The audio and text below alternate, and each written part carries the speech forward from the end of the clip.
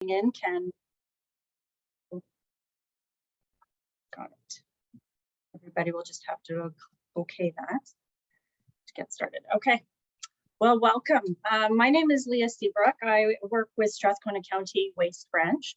I've been asked to moderate, and I'm very happy to be here today. I feel like it's going to be a really great discussion. Before we get started, I just wanted to do a land acknowledgement. Although we are tuning in from across the province and the country, where I am located today in what is now the Edmonton region was once home to First Peoples of this land. Strathcona County is located on Treaty 6 territory and the homeland of the Métis Nation of Alberta, Region 2 and 4. We recognize that we stand upon the land that carries the footsteps of Cree, Dene, Stoney Nakoda, Saulteaux, and Ojibwe, First Nations who have been here for thousands of years. I would also like to take this opportunity to thank our webinar partners, Alberta Municipalities, as well as Rural Municipalities of Alberta. And I would like them to, I'm inviting them to say a few welcome remarks. We're going to first start with Chris Samraj from Alberta Meetings. Hello, everyone. My name is Chris Samraj. I'm a policy analyst with Alberta Municipalities. We know that there's a lot of work that has to be done on this front as Alberta transitions. Alberta Municipalities has organized an EPR working group made up of representatives from Calgary, Edmonton, Red Deer, Strathcona County, Grand Prairie, Peace and Athabasca Regional Waste Commissions, and Canmore to work through some of these issues. There's still lots of questions that we're working through, and we'll be sharing more information on this transition throughout the summer to get everyone up to speed. I want to thank the Recycling Council of Alberta, especially Christina, for organizing this webinar, RMA, and our speakers today. This is still early in the process, and we'll continue to communicate with our members as we progress. But I'll put my contact information in the chat if anybody wants to call or email me with any additional questions. Thank you. Great, thanks, Chris.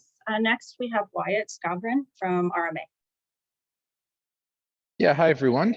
So my name's Wyatt Scavran. I'm the manager of policy and advocacy with RMA.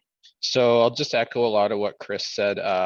Really appreciate the Recycling Council of Alberta for including us in offering this webinar, and thanks so much to all the panelists who have so much experience and knowledge on this issue. You know, EPR for us, it's a tricky one. It's a big opportunity for municipalities and for residents to kind of shift some of the responsibilities around end of life management to industry, but it comes with a lot of implementation complexities, especially in rural and small urban communities. So, you know, I kind of approach this myself as a really good opportunity to learn about some of those challenges and how to overcome them. So yeah, again, thanks a lot. I'm looking forward to it, and I'll do the same as Chris and put my contact info in, and I look forward to the discussion. Great, thanks, Wyatt. So we're really happy to see so much interest in the webinar today. I see that we're at almost 150 participants, but they're still trickling in. Our Alberta small and rural communities have been providing waste and recycling services to residents in this province for decades, and we know that there are unique questions and concerns related to your communities and the way that you provide services. So your participation in EPR in this discussion is really important. We also know that, you know, despite a handful of people or quite a few people being engaged with the EPR discussion for quite some time, we also know that there's a lot of new names and there's a lot of new roles that signed up for this conversation today. And so because you're tuning in possibly for the first time, we wanted to share just that quick high level meaning of what EPR is. I think Tammy has a slide prepared. There you go. So although this isn't going to be the focus, because we really want to hear some of the lessons learned and the experiences from other municipalities, we did just want to share this. So extended producer responsibility is an environmental economic policy approach in which producers of products and packaging bear the responsibility for ensuring those products and packages are properly managed and then at the end of their life cycle. So in Alberta, the EPR regulations were approved and came into effect on November 30th of last year. Now, before I invite our speakers to join us, just a quick housekeeping point. I'll be asking each of our panel members to provide their updates and their experiences with a possible, one or two clarifying questions. And then we'll be opening it up to questions for all of the panelists towards the end. So please put your questions in the chat and we will queue them up for after everybody's had their chance to speak. And just to note that we have two Lauras joining us today. So if you do have a specific question for one of them, please just maybe note which municipality or which one you're asking directly. Now, to start things off, we've asked Alberta Environment to provide some opening remarks and an update on the regulation. Today, we are joined by David McKenna, the Director of the Waste Policy Section. Welcome, David. Hi, folks. I'm just getting over a bout of COVID, so my voice is, as my wife says, a little gravelly these days. So I am going to turn my video off. Most of you already probably know my face from various engagement activities and webinars and town halls we've held. I'm just going to share my screen and make sure that it's shared. And I'm going to walk through a quick presentation. So you should see on the screen, just to confirm, extended producer responsibility cover slide. Yeah. Okay, perfect. So I wanted to thank you all for this opportunity to speak with you today on where Alberta's extended producer responsibility system is currently at. I also wanted to echo other Chris and Wyatt's, thank you to RCA, and from our perspective, RMA and Alberta Municipalities for putting this webinar on. It's an exciting time for Alberta, and I genuinely want to thank all of you for the input your organizations and your members have provided over the past several years. When my staff sit down to reminisce about this, we realized that they started EPR back in 2013. So it's been a little bit of a while getting to where we need to be. And I'm just trying to figure out now why I can move my slides. Just bear with me for a minute. There we go. So I wanted today provide a high level overview of where we are at, who we are working with, the plans and timing for that work, and ensure you have the resources available for any further questions. I'll not be walking through the regulation itself, but we have made a recorded webinar available on our public-facing Government of Alberta EPR website for easy reference. I'd like to ensure we have plenty of time for discussion with the actual webinar guests from other jurisdictions, because I think that there's a lot of burning questions that hopefully we can address some of that today and then circle back on those questions we're unable to address. So Alberta's new extended producer responsibility, as indicated by Leah, came into effect on November 30th, 2022. The enabling regulatory framework provides details to describe. Detect your speaker. The enabling regulatory framework provides details to describe what government wants to achieve. The how is being developed in transition discussions with the Alberta Recycling Management Authority, ARMA, that is designated as the Oversight Management Board and will include key stakeholders to inform the oversight bylaws and implementation. EPA continues to lead the EPR transition and is working closely with ARMA to establish the EPR oversight system in Alberta, including establishing the formal oversight agreement between the Government of Alberta and ARMA. Environment and Protected Areas is also supporting the ARMA with policy analysis to begin drafting the bylaws and developing oversight priorities, operational plans, and resourcing. At the same time, ARMA is beginning to develop a transitional budget to secure financing to meet the startup needs and future operational costs for the oversight, EPR oversight and implementation role. EPR will be fully funded by producers, including its oversight. So as the process moves forward, producers that will be coming in to register within Alberta will be responsible for the funding of the program. EPR oversight framework, as mentioned, it's fully funded, both the operations and oversight. There are two groups of material types coming in under the initial EPR system. First, part one of the regulation is for single-use products, packaging, and paper products, or PPP, and part two of the regulation is for hazardous and Special Products, or HSP. For both programs, the high-level service standards are outlined in the regulation. The more detailed operational requirements for producers will be defined once the bylaws are developed. The implementation will start on April 1st, 2025. PPP Phase 1 recycling to match that of current level as of November 30th, 2022, when the regulation came into effect, and HSP, which will also launch as outlined in regulation on depots and roundups. Phase 2 for PPP will start October 1st in 2026, or 18 months later, and Phase 2 will mirror that of the waste collection services. We acknowledge that there has been some confusion with the language in the regulation, but the intent of this section will be further outlined within the bylaws. This means that if there is curbside waste collection, but there is no recycling curbside program on November 30th, 2022, then communities that register will be part of Phase 2, regardless if there is a depot collection now. Key transition dates. I do want to point out one error. I did provide a PDF copy of this presentation, and the last date on the key transition dates, it currently states October 30th, 2026. It in effect is, should have been October 1st, 2026. And that's an error that I own. I should have corrected it a while ago. And I know I've provided it out in a number of presentations, so my apologies.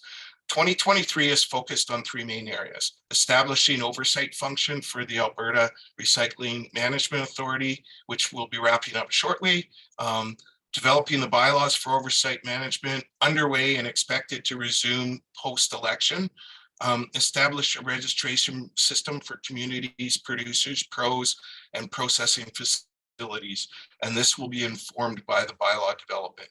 It is expected the registration process, which includes communities and community authorities, will start in the fall of 2023.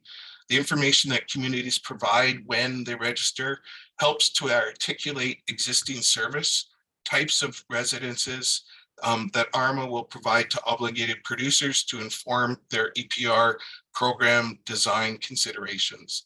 Delays in community registration may result in delays to receiving service, but the obligation to provide service remains. Communities and community authorities, including cities, towns, summer villages, municipal districts, First Nations, Métis settlements, regional waste commissions, municipally controlled corporations. Under the regulation, producers are required to submit their plans for a common collection system to ARMA by April 1st, 2024. Producers and producer responsibility organizations acting on behalf of producers will need to secure any assets and services necessary to support the system. There are a number of private and municipal assets that will likely be essential to support the smooth and timely transition to a producer-funded and operated EPR system in Alberta. Further stakeholder involvement. As with Alberta's existing regulated stewardship programs, the ARMA and any future management boards have the regulatory authority to create bylaws in order to operationalize and implement the policy directions set in regulation. This allows for greater flexibility within the system and the ability to adjust operational details in a more nimble fashion. Stakeholder input and feedback on the draft bylaws will be critical to helping get the system right. We are collaborating with ARMA on the plans to bring stakeholders together in late spring 2023, post-election in June. Sample data for producers. So there are examples, these are examples of data that have been asked for by pros in other jurisdictions, either as part of a registration or after communities have registered.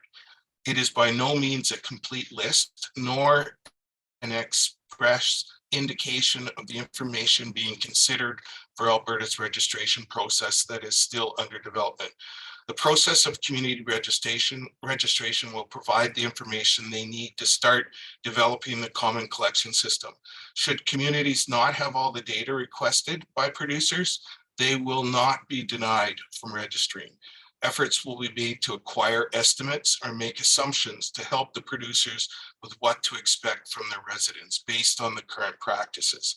I know again, in previous presentations that Alberta Care provided to other groups, Alberta municipalities, I had used a list that was provided by a collection of pros from Ontario. And by no means is it a complete list of what Alberta is considering, but they are items that may be considered as part of the bylaws. But certainly the data that I've put out in front of you right here on this slide will obviously be information that we do, or the producers and their pros will require. Information and resources, web services. We have a number of resources available online, including fact sheets for Albertans and producers. We currently have a number of fact sheets in draft that we will be hoping to get posted out following the election process. So again, in early June, we're hoping to have a number of updated fact sheets provided to stakeholders. And finally, discussion. So I wanted to add the following concluding remarks. It's important to note that the registration has been built so that once a community registers, producers have obligations to provide collection service. Under the regulation, the full responsibility for these materials, public education, material collection and sorting, material processing, etc., all become the responsibility of the producers. With these obligations, communities can expect reduced administrative burden, better diversion of designated materials from landfills, and cost savings. Communities would no longer have to figure out where to recycle their materials or get them to market to recover costs, as that would become the responsibility of the producers. And that I will stop sharing my screen, and I'm not sure, Leah, if you wanted for me to field any questions right now or wait till later on if there were any questions. You're muted, sorry, Leah. My bad.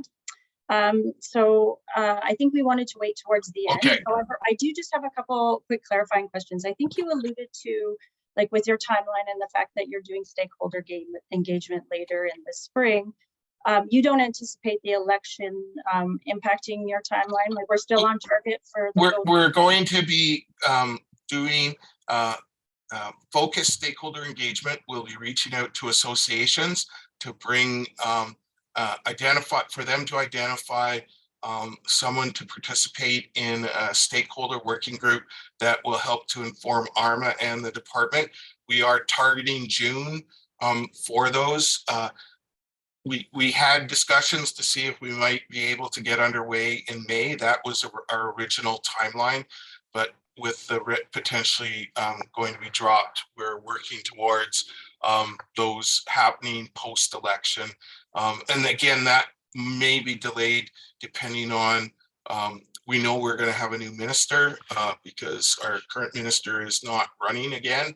So they'll be informing that minister of where we're at and getting their nod of approval, as well potentially a new party, new government. If that is the outcome, we may be delayed somewhat in getting a new government and a new minister briefed up there as well. So targeting June, still on course until we're told otherwise.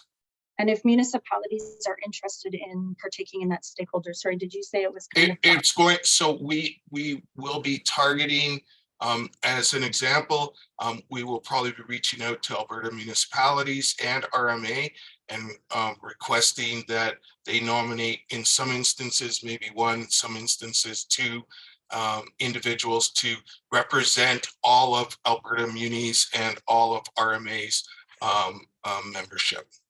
Great. Okay, thanks, David.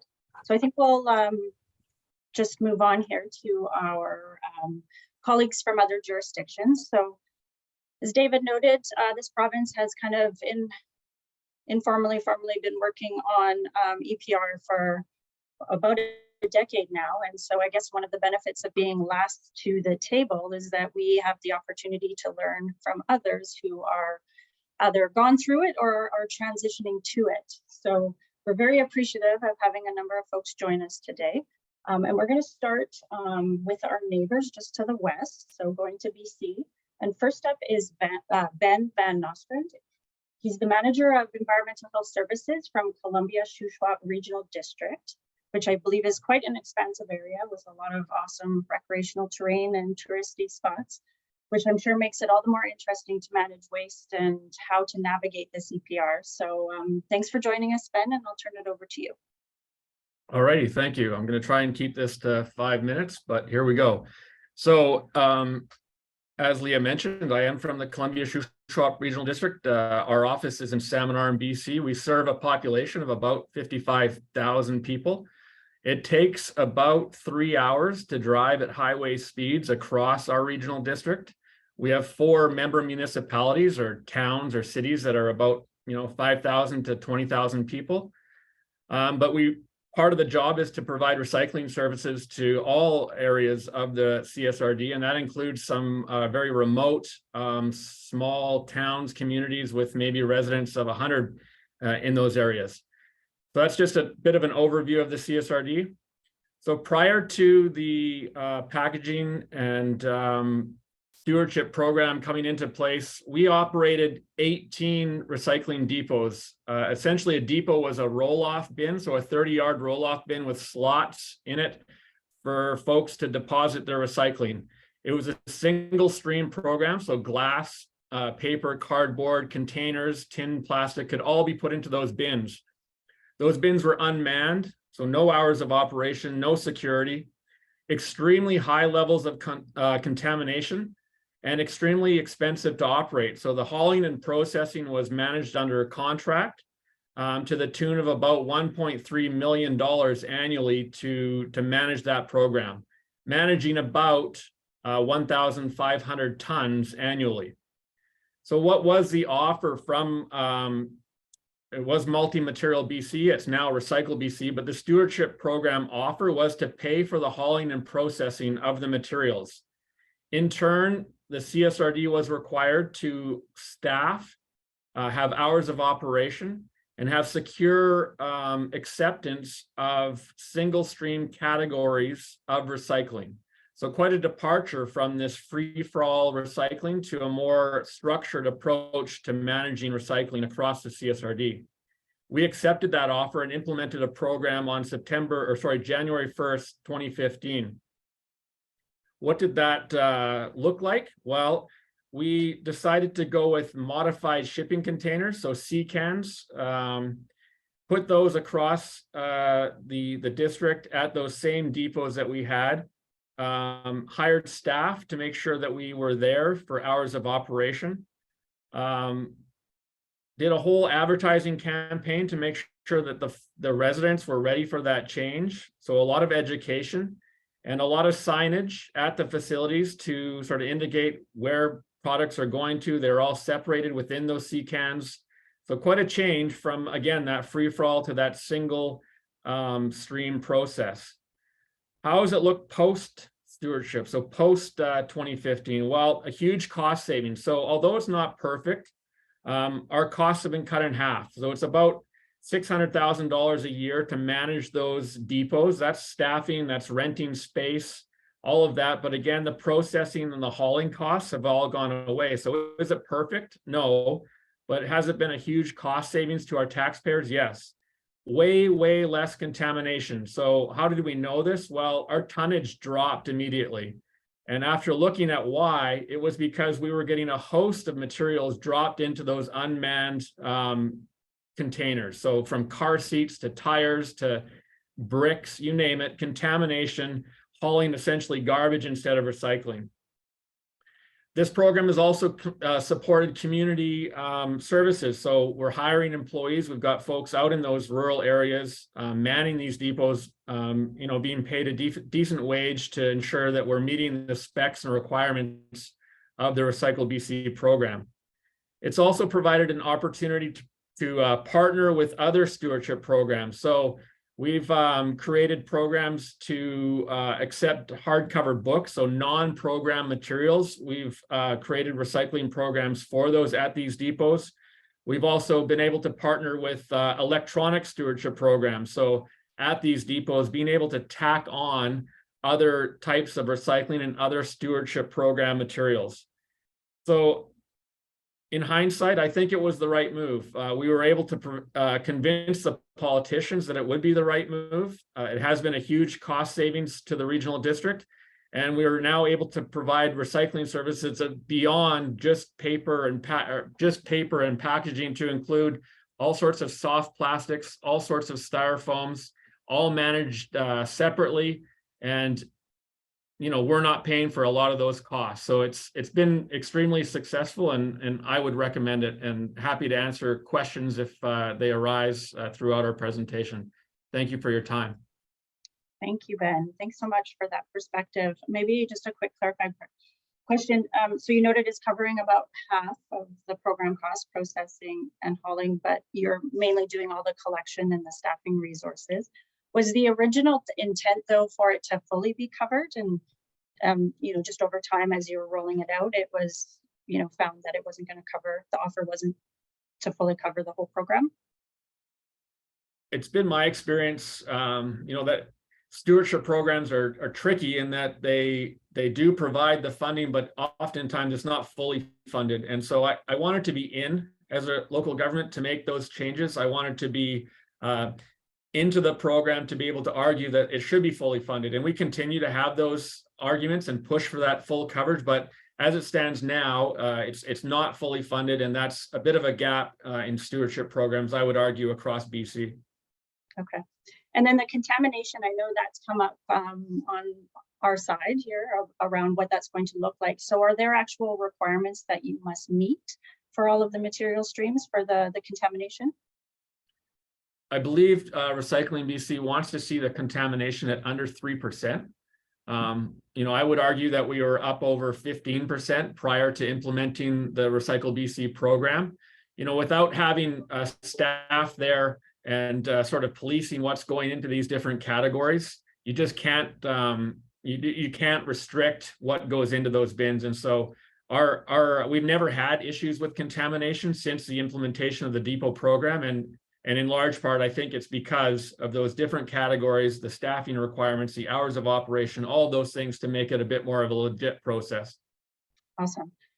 Great. Well, thank you so much. So you're going to stick on the line towards the end, and we will move over to, I believe, a neighbor. So we're still in land with Laura Zapotnikny, who is joining us from the Regional District of Fraser Fort George. And what I believe is great about Laura joining us today is I understand that your municipality did not sign up with BC's EPR. So we're getting to hear a different perspective. Is that correct, Laura? Yeah, so can you see my slides? I can, yes. Okay, so let me just go to the start. So yes, thank you for having us or me today. My name is Laura Zapotnikny, and I am coming to you from, I have no idea what's going on with this slideshow right now. So hopefully you guys can all see this, and now we have we're doing my captioning. So my name is Laura Zapotnikny. I am the acting general manager of environmental services at the Regional District of Fraser Fort George. And I want to acknowledge that we live, work, and play on the beautiful unceded ancestral lands of the Lheidli T'enneh, Lake Indian Band, and the Simpcw First Nation. So we're kind of in the north, but in the middle of BC. And I just wanted to share some slides so people could understand sort of where we're located. So this is Mount Robson, which actually does fall right in our regional district. It's a beautiful, beautiful spot, and it sort of encapsulates what our regional district is faced with. This is a great slide to show what our square, our footprint is, or our square kilometers. We're just over 50,000 square kilometers. We have a population density of about 1.9 people. Conversely, you can see Peace River and Kitimat-Stikine also have huge sizes with low population densities. And so we're always faced with how do we how do we provide these services to our local member municipalities? And so in 1994, when regional districts are mandated to take over our solid waste management in BC, this meant that most of us inherited landfills that had been previously run by cities or other entities. And each regional district, as Ben sort of alluded to, has the ability to choose how and when and what programs they want to engage with in regards to extended producer responsibility. So yeah, we can go ahead to the next map. This kind of gives a really great idea. We go all the way out to the Alberta border, up north to Mackenzie, south down to Hickson, and west halfway to Vanderhoof. And so as you can see, how we deliver our services in this region has always been a bit of a challenge. Like Ben, in 2023, when the multi-material recycling bin program was first introduced, our board, which is made up of elected officials, was challenged with whether they wanted to come on board with MMBC. At that time, we did run our own multi-material recycling bin program. We did this at our member municipalities, at our local rural transfer stations, and at the landfills that we operated. We did not and continue to not run as many waste streams as the Recycle BC program or as a depot can collect, but we do manage to collect mixed waste paper, OCC, cartons, and containers. We are basically able to run this program independently from MMBC or Recycle BC because we have a multi-sort facility that exists in Prince George and has entered into a contract with us over the past 30 years, and that's run by Cascades Recovery Plus. To this end, we are still able and we still do collect the PPP waste stream, and we collect that both from residential and ICI sources. And at the time when the offer was presented to us, we had concerns around the capital investments needed to meet the criteria to become part of the program. There were concerns around fines. There was concerns around the trucking and what the true cost of this program would entail. And we didn't really have answers to that. The fines seemed punitive at the time. So this, yeah, some of our challenges and things like that. We were challenged with having satellite depots and still being responsible for some of the hauling costs that were associated that we were already doing.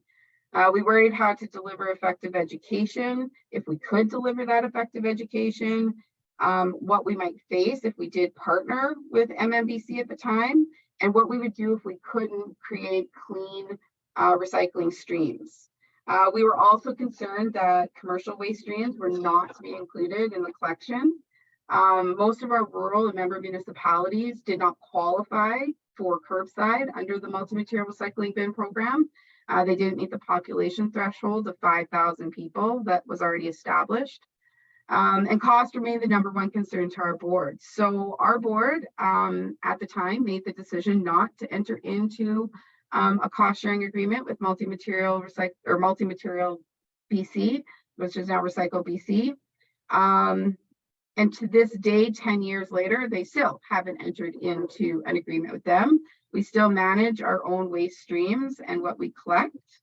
In August of 2022, our regional district board passed a corporate policy on EPR programs that stated that we will continue to either withdraw, adopt, or continue with current EPR programs in accordance with this policy. So the policy itself looked at environmental impacts, financial consideration, and social benefits when choosing how and what programs to engage with each EPR program. It does recognize that EPR programs are an important component in assisting local government to achieve our increased waste diversion goals, and as well as remove the potential toxic materials from entering the landfills. But this policy basically codified what our regional districts board practice has been, and that is to look at each program independently and assess the need for them or not within our regional district and each member municipality and community. So when I think about lessons learned, I think clear guiding principles for decision makers. Oh yes, and this is one of our resident grizzly bears that lives in and around our region. So Clear guiding principles for decision makers helps. We all know that EPR is complex. It's not easy to understand and it's not easy to bring out to residents. We continue to advocate for small rural areas to receive as much representation as the bigger areas. There is risk in going at it alone. We are beholden to market fluctuations, unlike other regional districts who can bank on Recycle BC being able to find end markets for their recycling materials. The payoff to doing it alone is that we retain operational control over our programs and materials, and that we can allow small amounts of ICI materials into some of our smaller rural member municipality areas. As for us and what is the future holding for us, will we, the lone sort of holdout to Recycle BC, come on board with the program? It's really hard to say. As prices increase and infrastructure needs replacing, the cost of maintaining such a program might become unmanageable or cost prohibitive for our board. But it might also become too prohibitive to join with Recycle BC. So we continue to monitor both our programs and theirs and then make decisions moving forward that are best for our residents, and we put that to our board. So right now we continue to sort of operate this alone. I do want to note that within Prince George itself, we do have curbside collection that is provided for residents by Recycle BC, but that is not, they're not partnered with our member municipality, the City of Prince George. So Recycle BC runs that program independently. And I also want to say that when Recycle BC does partner with a local depot in a community, then we typically pull our service because we're not in this to compete with Recycle BC. We simply want to be able to provide residents with an option if that option doesn't exist within that rural area generally. So I think the next slide, I have some contact information. But yeah, essentially we've kind of gone our own way. We do continue to advocate for full cost recovery, but as Ben indicated, I think most EPR programs, there's still a bit of a lapse between full cost recovery and what we're putting out in terms of having to manage those programs, staff them, sign them, those different things. But each program comes to the table with different contracts and different sort of carrots to get us to sign up and do these things. Awesome, thanks, Laura.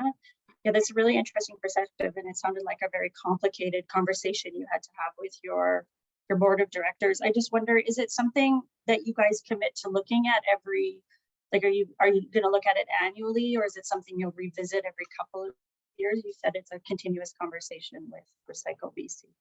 So we have an entire budget that's dedicated just to this program. So that's a yearly conversation that comes up before our elected officials.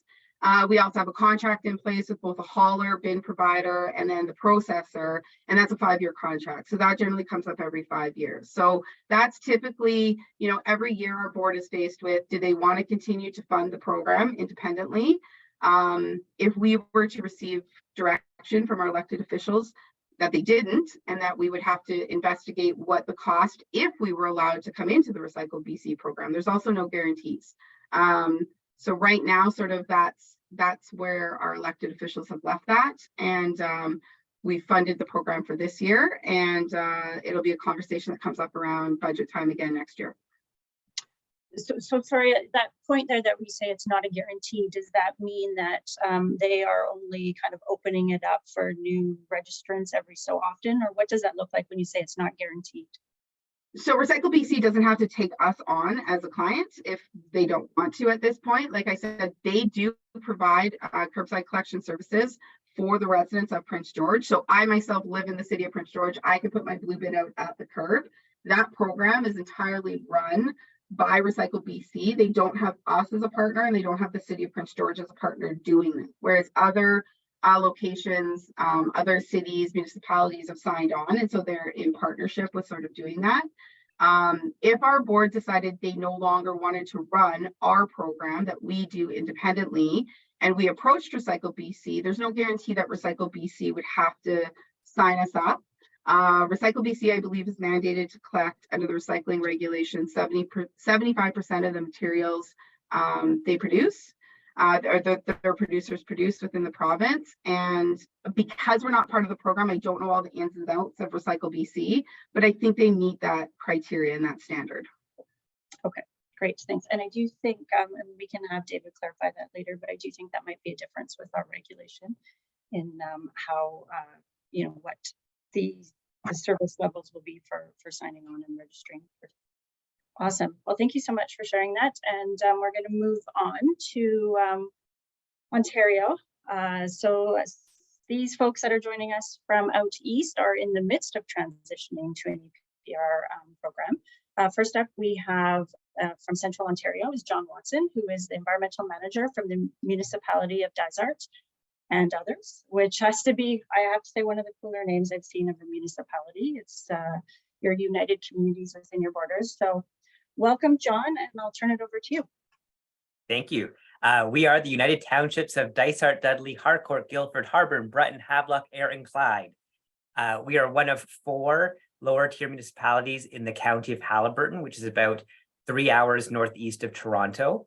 We have approximately 7,200 households, of which close to 4,000 are considered seasonal. We have absolutely no curbside collection. All residents and most businesses bring all of their waste to one of our 5 staffed depots. Our blue box material is 2-stream, and we actually have a very robust list of acceptable materials, partially because of the number of seasonal and short-term renters we have visiting us in the summer months.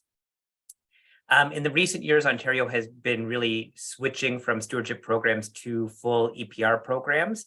And this transition to these EPR programs for tires, electronics, lighting, batteries, hazardous and special products, and now blue box does pose a lot of challenges to in all communities. First and foremost, some of the regulations for EPR in Ontario are based on household or population thresholds. And as a result, it can result in some of our residents having to drive, for example, 45 minutes to drop off a cell phone to be recycled because regulation requires only 1 electronic drop-off location in our community. So I would definitely recommend having key messages available for your landfill attendants, for your municipal staff to explain to the public why that is. Basically contact your member of provincial parliament if you want something changed in the regulation, because the regulation is being complied with. For the blue box regulation, one distinction, I think, as Ontario is still just transitioning to this new program that starts officially on July 1st of this year with a kind of a 2.5-year transition period, is that it's coming whether you like it or not. You have to transition to this program. The opt-in and opt-out options that you'll hear about in Ontario relate to communities' ability and desire to sign with the producer responsibilities organization as a service provider. So if you opt in, you're providing services to the pro, including accepting their terms and their financial offer. And if you opt out, you're handing over blue box services to the pro to provide in your community. This is a very complex situation. For a small municipality like ours, we don't have a legal department. We don't have a procurement department. It's a waste management department of 1. So we really rely on other municipalities to be our sounding board to provide best practices. There are 444 municipalities in Ontario, of which 55 are depot only. And so we definitely network with those 55 depot only communities regularly. At one point, we were meeting once a week, the 55 of us, to share best practices and to stay informed. And I definitely would recommend other small municipalities kind of build that network up. Another key takeaway is really to know your costs. How much do you currently spend on blue box hauling and processing? And it's ideal if you could actually be able to separate your hauling and processing costs. How much you spend on blue box staffing, what percentage of their time is for blue box. Even something as small as how much of the propane that you use to heat your landfill office, how much of that do you allocate to your blue box system? All of these are costs that you need to be aware of. Also know where your materials come from.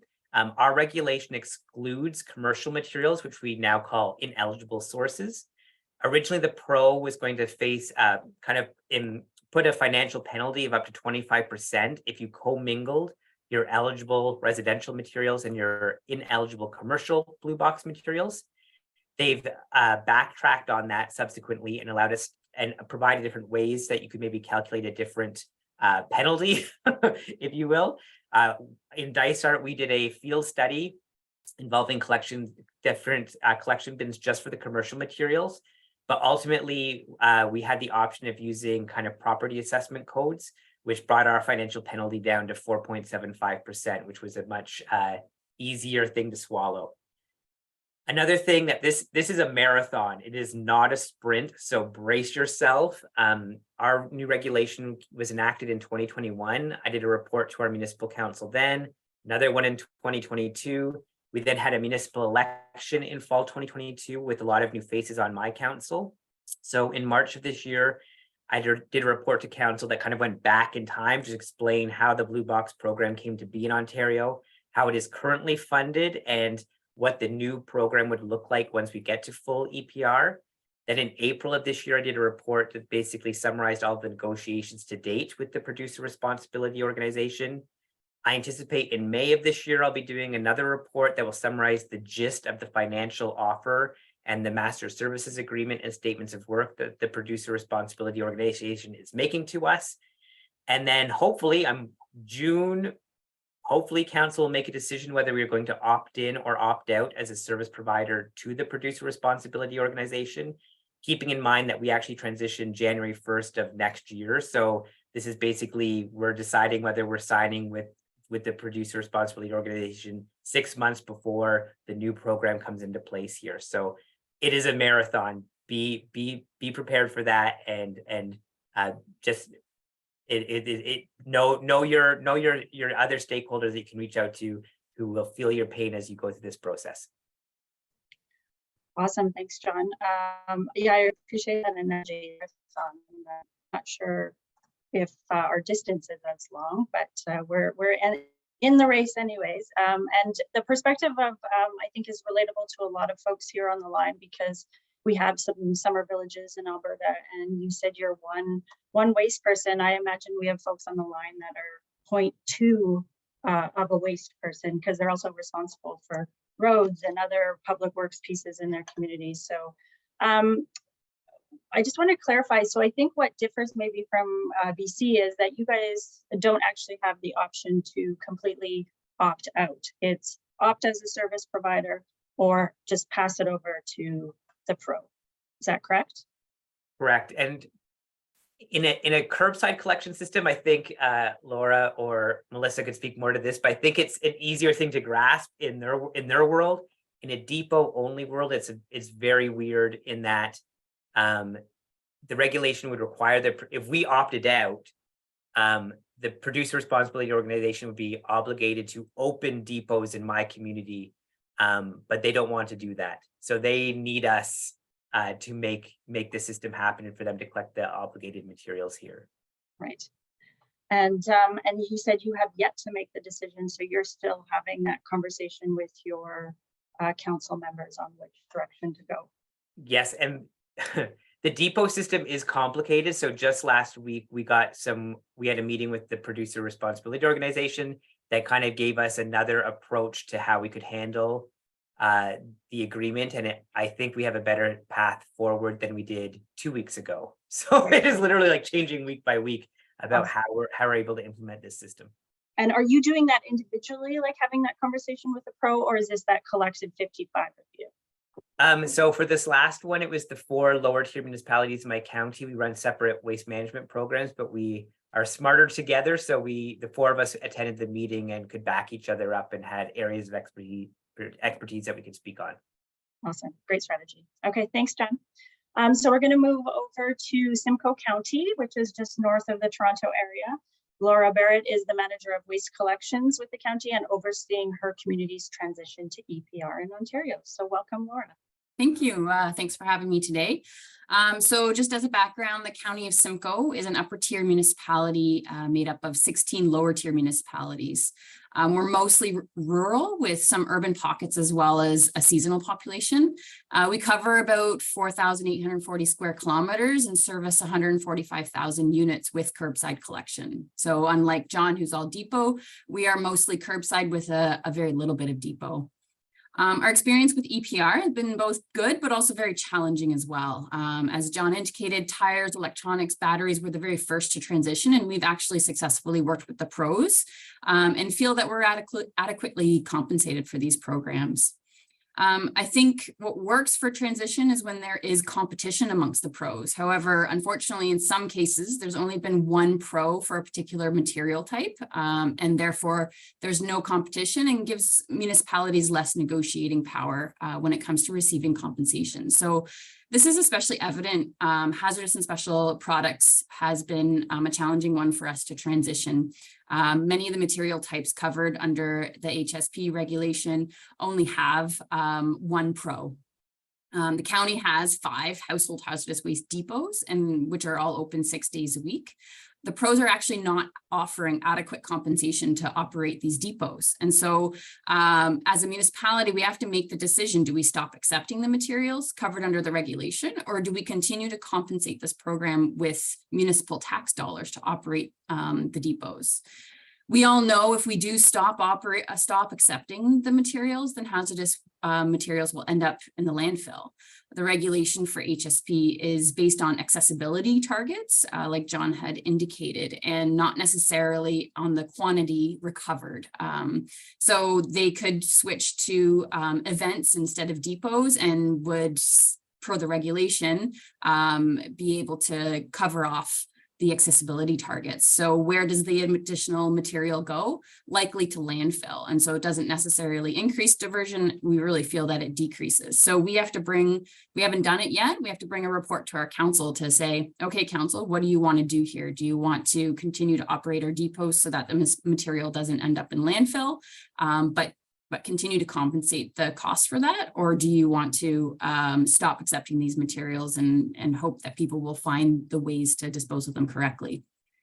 Onto recycling transition. The county's in the midst of negotiations with the pro for the blue box material recycling. The pro is called Circular Materials Ontario.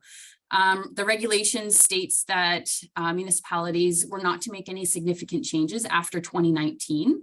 However, the County of Simcoe had significant challenges with our collection contractor and as a result, we did switch collection contractors and methods for collection in 2021. Circular Materials is aware of that. We made that known to them, and they actually have provided an offer. We're in the midst of considering this offer and haven't provided our official opt-in or opt-out to Circular Materials as of yet. We're waiting on a couple more pieces of information from them. So really a few key takeaways with respect to EPR. One is know the regulation, get to know the nuances of the regulation, where there's shortfalls that may affect your own operations. For example, as John had indicated, in our regulation, they have identified eligible sources versus ineligible sources.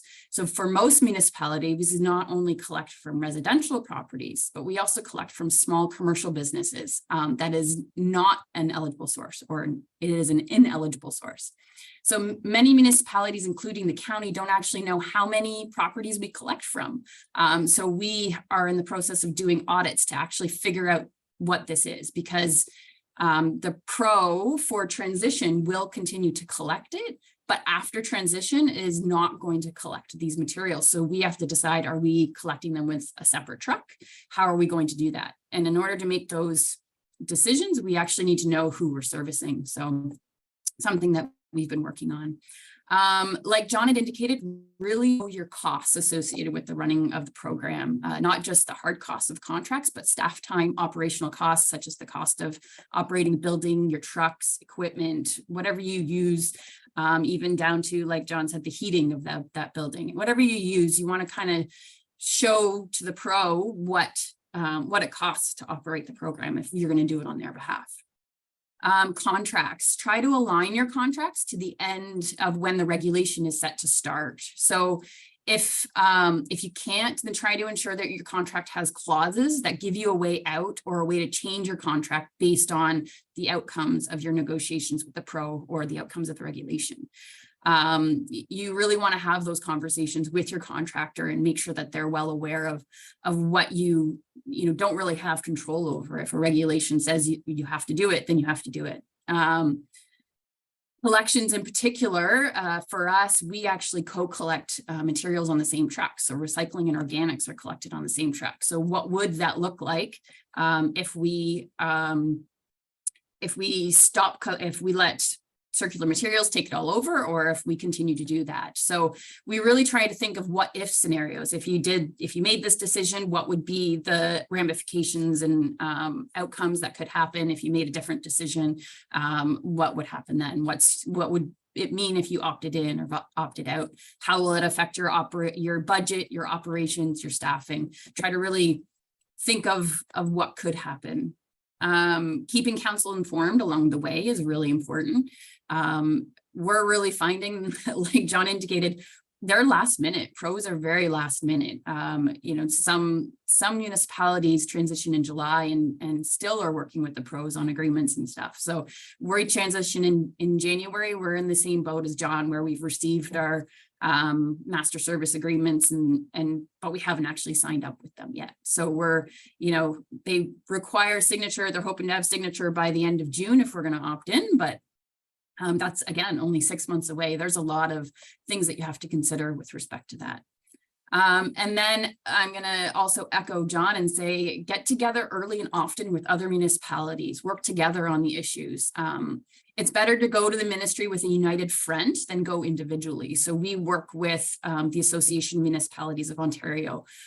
We've worked with them with respect to some of our hazardous waste issues, and actually we're able to voice our concerns to the ministry. What comes of it, we're not sure, but a united front is easier to talk to the ministry about.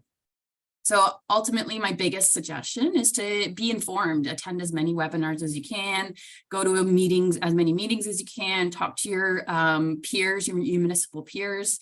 Our experience in Ontario, it might not be the same as Alberta because our regulations are different, but if I can help answer any questions, I'm definitely happy to do so. Great, thanks, Laura. I really like the what if, you know, trying to go away and say, what if this was to happen, if this path was? So I really appreciate that perspective. You said the fact that you only have one pro for each of the product categories. I believe, although pros haven't registered here in Alberta yet, we believe that it is not going to be overly competitive. So similar boat. So is it kind of similar to what John said, is that if you have a bit of a collective group going forward to have those conversations, you have a bit more negotiating power? I think specifically with the pro, not a lot. They actually have, one particular pro has really put their foot down and said, this is what we're offering.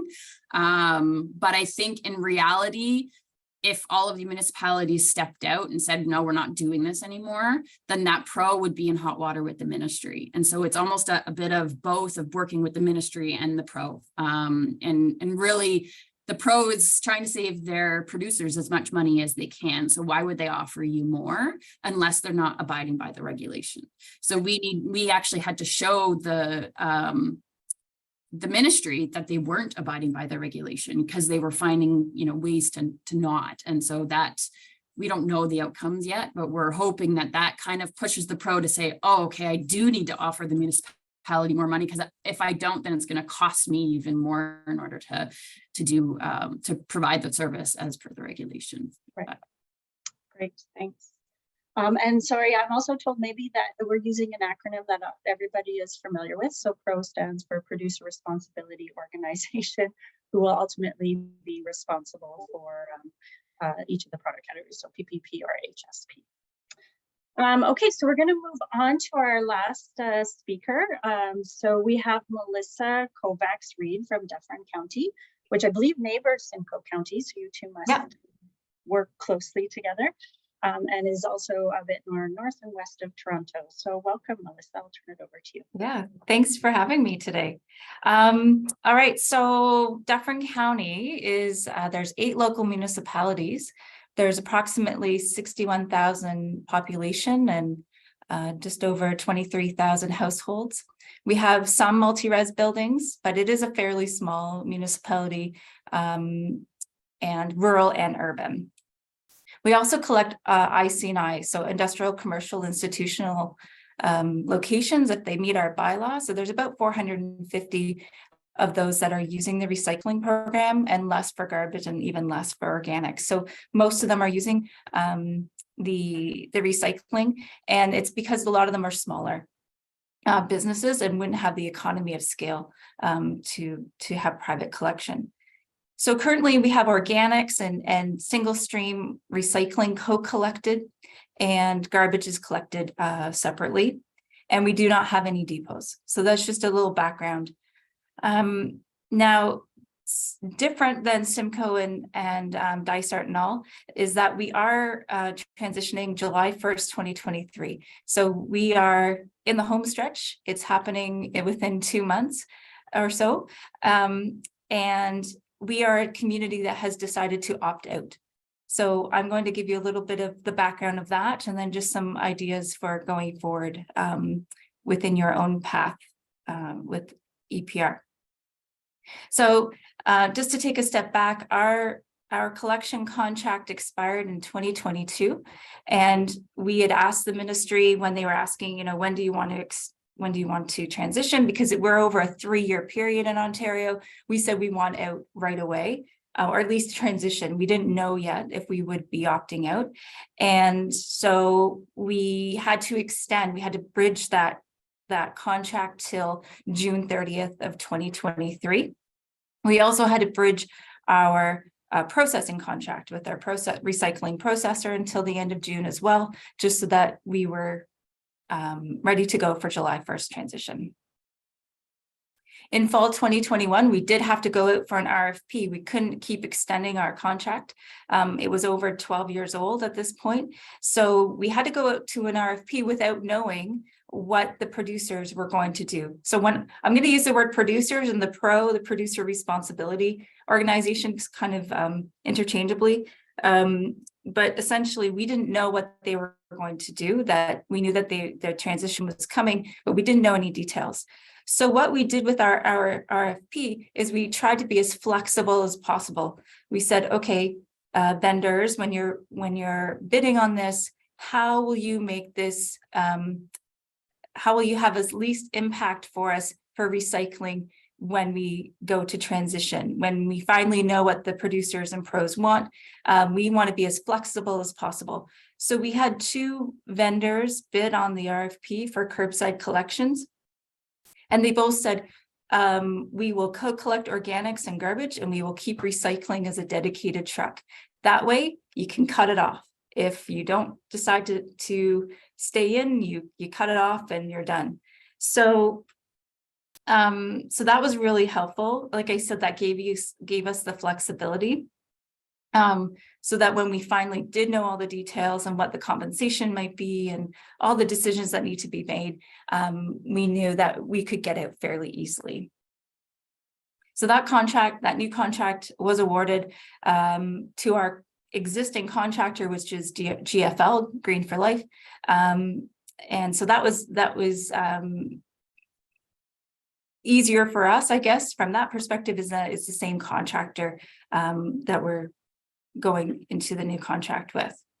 Now, after we had the RFP done, we awarded the contract. We did say the contractor, GFL, we're not ready to make the decision yet on the recycling. We have to hold off. And they said, that's okay. Let us know as soon as you know. So they did not order the recycling trucks right away because they might not need them. And so when the PRO, which is Circular Materials in Ontario, that's who we're with. So they are, they finally came out with what their terms were, what their compensation model looked like. And they said at the time that they would only give us the 2020 costs. And that would obviously be an issue for us. And I say obviously because we all know fuel has gone up, fleet costs have gone up, labor costs have gone up, like all these things have gone up since 2020. So to say, well, we'll give you 2020 number cost plus a CPI increase wasn't going to cut it, especially when we went from co-collecting recycling, which was a little cheaper, to a dedicated truck for recycling. So right away, we knew that this was likely not going to go very far if they weren't willing to change their compensation. The other part of the decision was they talked about contamination thresholds. And contamination thresholds could be, like we've heard before and from BC, could be as low as 3%. We're single stream recycling collection, and our contamination rates are much higher than that. So we were concerned about how to meet those contamination thresholds. And just looking at my notes here. So essentially, when we looked at the whole system, we looked at the fact that we were starting a new contract as of July 1st. Because the transition in Ontario, it's a 3-year transition period, and circular materials, so the Pro is likely going to have their own contracts as of post-transition. So as of 2026, they might be using the municipal contracts until that point, but then they're likely going to go out on their own and have regional contracts that are much bigger. That will be more economy of scale likely. So we thought, well, why are we starting a contract just to likely terminate in 2 or 3 years? So we decided to opt out at the end of the day. And so that means as of July 1st, we're handing over the keys. We're saying, we're out. But that being said, Circular Materials is still asking for a couple of things from us. Number one is pretty much promotion education. And so they are doing all the ads, all the main radio ads, that type of thing. But we do have a waste app. And so they want to still have the recycling embedded in that waste app. So they are looking to compensate us for that space. So we have to figure out how to dance, if you want to say that way, of who's, they're going to have also access to the back end of our app. So we have to make sure we're comfortable with that. The other thing is we have a waste guide that we put out every year, paper copies. So many people still want that paper copy. So they also want space in that guide. So they are looking to compensate us for that as well. But otherwise, they're doing collections, they're doing processing, they're going to distribute blue boxes as well and blue carts to our multi-residential. So that's where we're at with Dufferin County.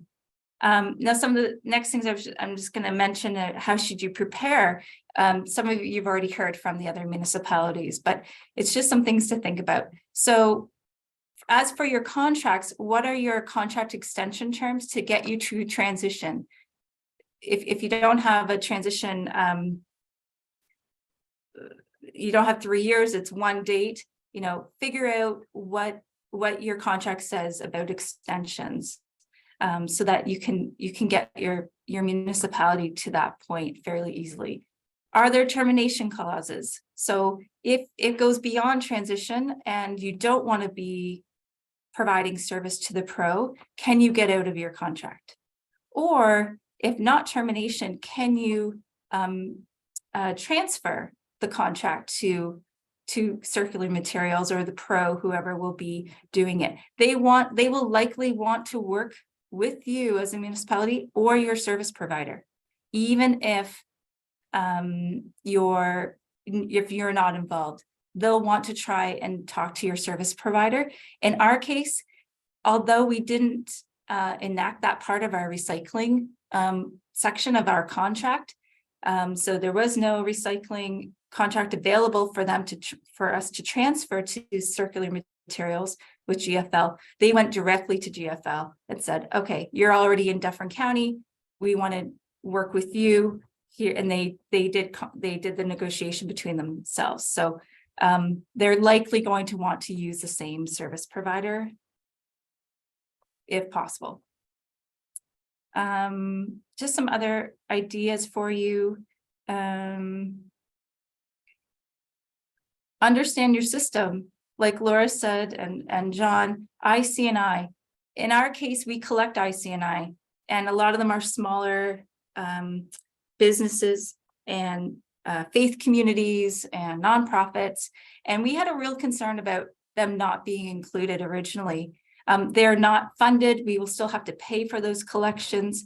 However, the Pro Circular Materials is allowing IC&I to be collected now, and we just have to pay the bill for that collection. However, like Laura said, after 2026, that will no longer be an option, and we will have to have either a dedicated truck or cut them off, which I don't think is going to go over well. So understand who your collection points are. And, you know, really understand your contamination. If you decide to stay in and the Pro gives a threshold, and you need to know how much effort it's going to take to try and get that contamination lower, you know, the abatement of that, because, you know, Circular Materials has said, no, it's best efforts. Well, what's best efforts? So how much money is best efforts versus, you know, they said post-transition, they will probably have the threshold and that will impact more the collection contractor, but still, there's money involved, there's time and effort involved with having your staff go out and having to do the work of trying to get the contamination lower. So consider if you're looking to stay in the system. Awesome. Great. Well, thank you. I just maybe one quick question. I know we have lots of stuff popping up in the chat, so I want to get to those folks. But you had said when you found out what the compensation was from Circular Materials, I just wonder at what point in the process that came, like before, you know, you've had to make this decision to opt out. Is that a year ago, 6 months ago? So like Laura said, it's a very slow process, and we were hoping to have answers before we had the RFP go out. That was the fall of 2021. We didn't find out until May of 2022 what the compensation would be. So we awarded it in winter. And like I said, we told them right away that we're not making a decision on recycling yet. And they understood that. We were very upfront with them. And we only found out just a year ago, pretty much of what the compensation was. And we went to council, or maybe maybe it was a little bit earlier in the spring, but we went to council a month or two later and made the decision. Okay, awesome. Thank you. Thank you so much. I feel like that was a really great broad perspective. So we have folks that, you know, are the service provider, folks that are transitioning, folks that have completely opted out or are passing it off. So really broad perspective. Christina is going to now jump in and help me with the questions because it's hard to manage the chat as you're also moderating a bit. So Christina, maybe you can help throw out one of the questions that you're seeing from the folks on the line. Sure. There's been lots of questions, and hi everybody. Thanks so much for joining us. This has been really good, and it's so great to see the interest. I also want to thank Chris for helping us with. There's a lot of questions that have come up in the chat, and between Chris and David, they've actually been able to answer quite a few of them right on the spot. So that's been fantastic. But one of the issues that kept coming up in the questions, and David, I assume you're still with us.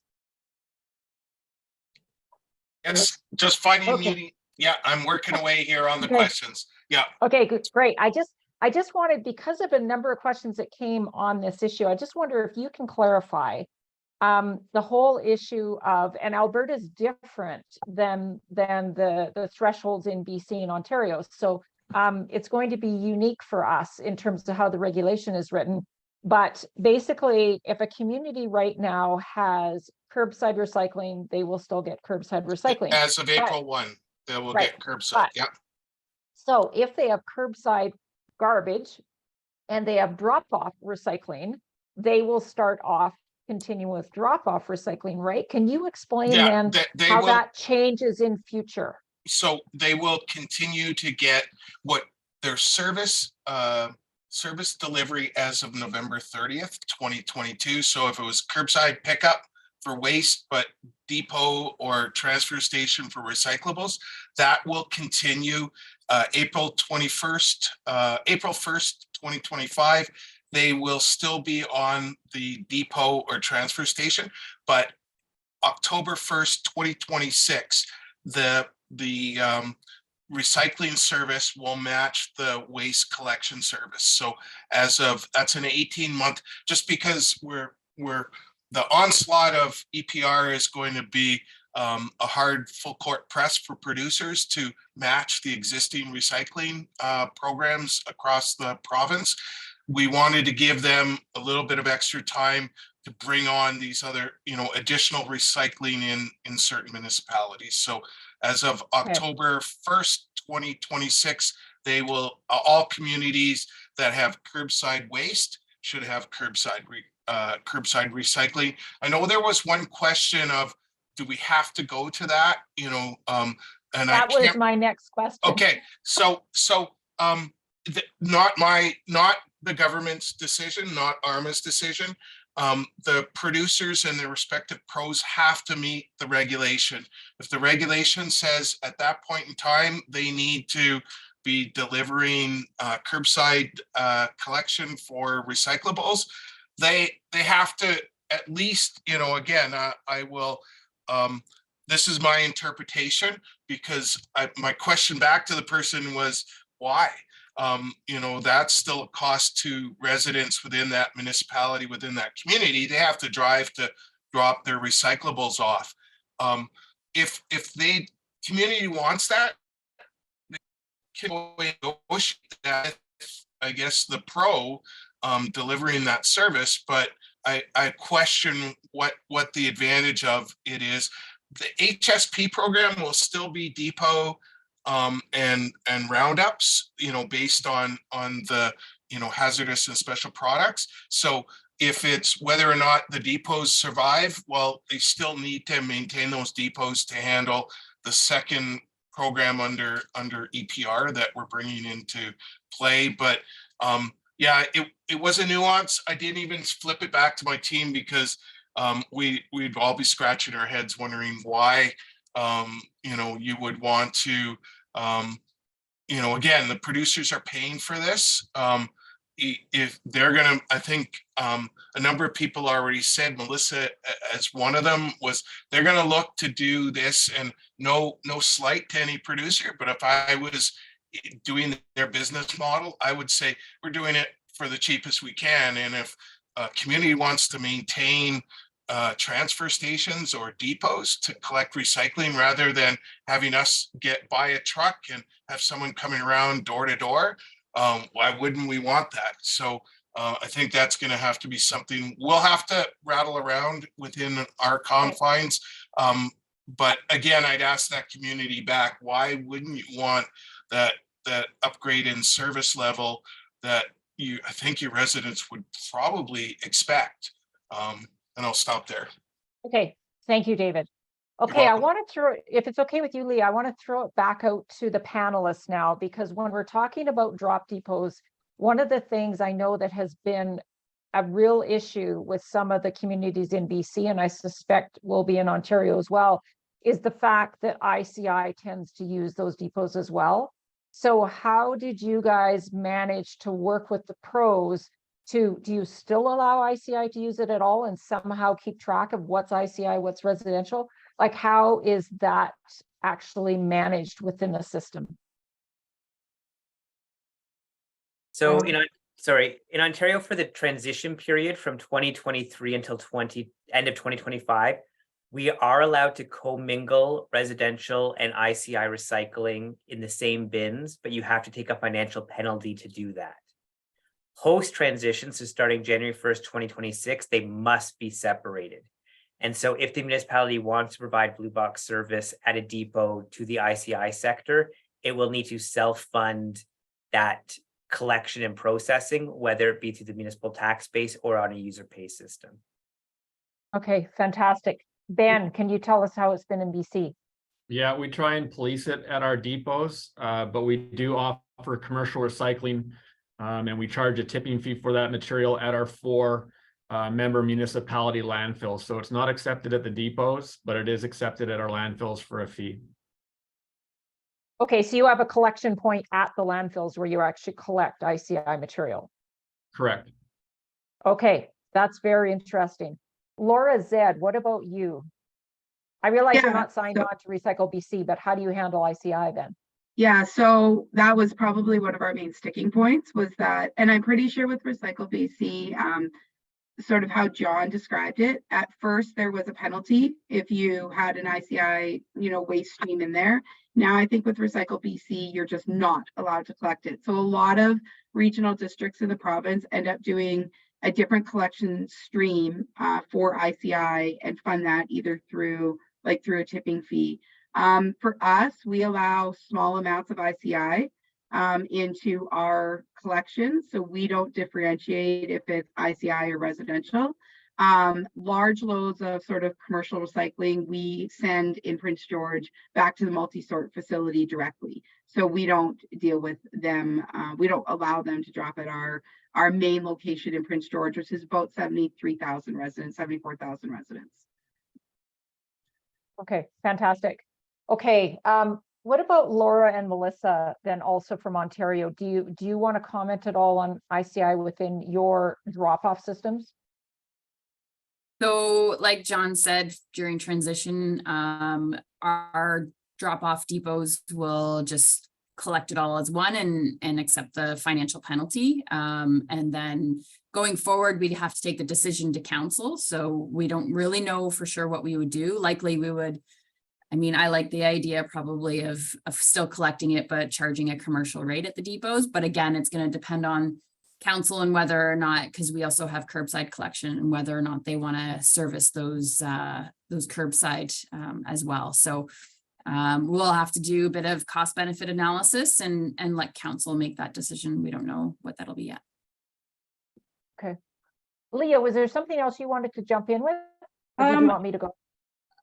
Well, I'm not sure. I know some of the questions that I have been hearing is because we're just starting out this path and a lot of folks are still learning is like, well, as municipal representatives, what is the best way we can start building capacity within our own organization? So not just with our elected officials, but also with our own teams and staff that have to, potentially look to be operating differently or educating differently. So is there anything that you guys have found or that you could pass along in terms of lessons there? I'm not sure who wants to start that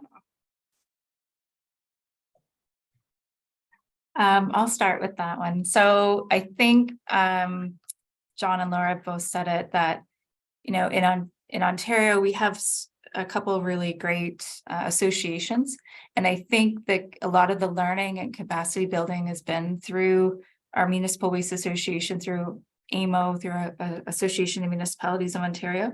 I think it's a new topic for so many people, and we're learning from other jurisdictions, just as you're learning from us, our trials and tribulations. So I would say that so much of it is just trying to get more of this going, of conversations, hearing more, trying to get as soon as the pros have signed on, starting to get those conversations happening so that you understand where they're going with everything, because otherwise it's just a lot of waiting and not knowing necessarily. I'm hoping for your case that a lot of what's going on in Ontario with circular materials, if that is the pro that will be mainly operating in Alberta, then I would assume you'll see many of the same things, so you can learn from that. Does anybody else have anything to add? Staffing might be a particular interesting one. Yeah, I think from our perspective, and I think really it's getting in front of boards and councils and things like that, like recycling isn't free. And so none of us are nobody's doing this for free. And so for us, we really built capacity into our staffing within sort of our solid waste management group. We had a dedicated team that was doing waste diversion, and that's what they were doing. And it does come down to decisions, right? It comes down to decisions on how you're going to do this. A lot of people do recycling, waste diversion, EPR off the side of their desk. And it's cumbersome. It's a lot. I know in BC through BC Product Stewardship Council, we've advocated quite strongly. So we call them stewardship agencies out here. And we've advocated quite strongly for the stewardship agencies to step up their game when it comes to education. Some of them do a really great job. It's in every social media, it's on buses, it's things handed out to every household that's engaged and stuff like that. Others don't do as well. And then it comes down to educating your staff, because no matter what, when people go to depot or a landfill or a transfer station, they've got the materials, and those are the people that they're asking those questions to. Like, that's just, we all know that that's what happens. So then it's that time and effort that you're building into training staff. And so that's really, it's going back to the ministry, going back to your stewardship agencies or your pros, and letting them know, you know, we're fielding this many questions, and people have, you know, this much, they need this information, or this is where your message isn't really coming across and stuff like that. So I just think, you know, if you can get in front of your boards and councils and just really get that message that it's not free, and that the education piece is as important as the rest of it, is hugely helpful. That's my advice. Awesome. Thanks, Laura. Lee, Christina? I would just sorry. Yeah. Go ahead. Go I was ahead. gonna throw in, Jeff. it's kind of an interesting time right now too, as the producers take over the blue box system. If you are passionate about recycling, the municipal world may not be the world to work in. It may be going to the pros, and we're starting to see a lot of people go to the dark side. And that is the reality, right? They are running the recycling diversion programs in the province. And so there's a lot of work to be had there. So I think from municipal staffing, it's just kind of interesting. You'll see a lot of people moving around now. Oh, that hurts my heart, but thank you for that. Reality. Okay, Yeah, I Christina. wonder, Leah, yeah, if we could just go to one other question that had come. Well, actually, it's not a question. It's one of the comments that I heard from the panelists, and it may have been John, it may have been Melissa, but somebody said that the pros are last minute, which is very interesting for our people, because we've kind of been warning municipalities that pros are going to be coming and knocking on their doors. And is that overly optimistic? When can they expect to have their door knocked upon? And should they then be worried if they don't hear fairly soon? I think in the case of blue box recycling, I think I'm going to go back to the fact that the standard of work, the master service agreements, all those things that have been developed in Ontario, I'm really hoping that will help Alberta municipalities. They won't have to start from scratch, and that if they want to partner and have the municipality provide service and you agree to it, that MSAs and the SOWs will be already pretty much done, unless they make major changes to them. So it might not be such a long wait. I'm hoping for your case. In Ontario, they were doing everything from scratch, although I'm sure they learned a lot from BC. But it just seemed like it just took a long time, and they were staffing up. And so hopefully, if Circular Materials is going to be working in Alberta, then I'm hoping that they'll staff up even more, and you won't be waiting as long for your own safety. Other comments around that, the pros interaction with the municipalities? Yeah, I think there's a lot of pieces to the puzzle. I really think that, like, for instance, we're waiting on where's the receiving facility going to be for our area. So where's the recycling trucks going to go to drop their materials off? We can't make a decision. There's a lot, impacts to our contract in order to do that. But then there's other pieces that have to fall into place, like haulage and many other pieces, and they have their own. So they have to go out for procurement. Like, CMO has to go out for procurement on their side for these pieces of the puzzle. But in order to make a decision for us, we need to know what those answers are. And so all of those pieces falling into place is very difficult. And like Melissa said, they're just really getting staffed up now, which is surprising. Like, they were not too many, didn't have too many staff. On the hazardous waste side, the regulation came into effect in January, and there's so many municipalities that have either not signed up or have temporary agreements. And so the authority here is called RIPRA, and they're supposed to be the enforcer for the regulation. And so we've gone to RIPRA and said, hey, these guys aren't doing what they're supposed to do. And so that particular organization, that particular pro, has waited. They've had months and months and months, and you go and you contact them and it's crickets and there's nothing, and you don't really know what's going on. And unfortunately, it's it's a little troubling for those things when the regulation says, oh, this is going to be in place. If there's no enforcement behind it, then the pros kind of do what they want. And we're hoping that there will be a bit of enforcement for hazardous waste, but yeah, last minute is an understatement. It's ridiculous how fast you have to make decisions. And as soon as they come out with something, they want an answer the next week. And you're like, well, I have to go to council in order to get that.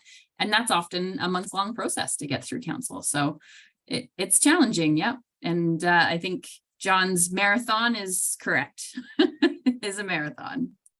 If people want to nerd it out on Circular Materials website, you can read the master service agreements and statements of work for curbside collection and for depot. They are long and legalese, but if you want to check it out. Another example is the lighting EPR program started on January 1st of this year. There is a pro identified, but no one has received a contract or anything related to this program to collect all lighting that's now 4 months old, and no one knows what's happening with it. That's how fast the pros are moving. Awesome. Well, I think we're kind of out of time. Yep. It is 2 o'clock, and we want to maybe just at this point thank all of our participants today. So our webinar partners, Alberta Munis and RMA, as well as our colleagues from BC and Ontario who were willing to participate, and I'm sure may get some phone calls or emails after this. So thank you so much. And lastly, just for all of you for tuning in and listening, we will be sharing. It is recorded, so it will be shared. I know there's likely some questions that were not answered, but the folks from Alberta Munis, RMA, as well as RCA, we will all be taking those down, and we're working together collaboratively to figure out what our next steps are, how to share more information. So you should hopefully hear from us soon, and please reach out if you have any questions. So thank you so much, guys. We really appreciate it. Thanks, everybody. Thank you.